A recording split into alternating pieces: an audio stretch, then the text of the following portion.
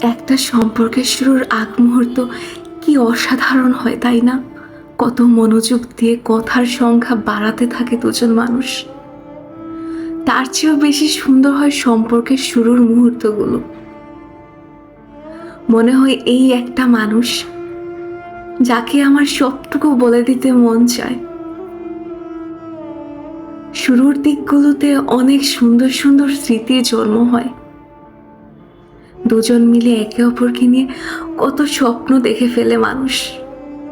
রাগ করে ২-৪ দিন কথা না বলে থাকা, তারপর আবার সব ঠিক হয়ে যাওয়ার পরের মুহূর্তটা কি অদ্ভুত রকম সুন্দর লাগে সবকিছু। অনুভব হয় আমার একটা ব্যক্তিগত মানুষ আছে। তারপর যখন সম্পর্কের বয়স বাড়ে, হঠাৎ কিভাবে যেন সবকিছু এলোমেলো হয়ে যায়। কোনো একজনের কথা ফুরিয়ে যায়, ধীরে ধীরে কথা কম, অজুহাত বাড়তে থাকে। তারপর শুরু হয়ে যায় কথার আঘাতের পর্ব।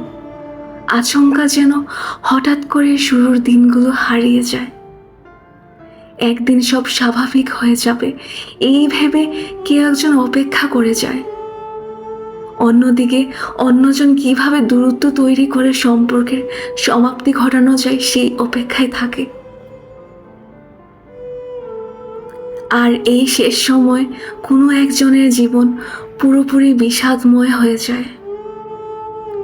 মানুষগুলো কি অদ্ভুত, কাছে আসার জন্য কত বাহানা, কত অনুরোধ।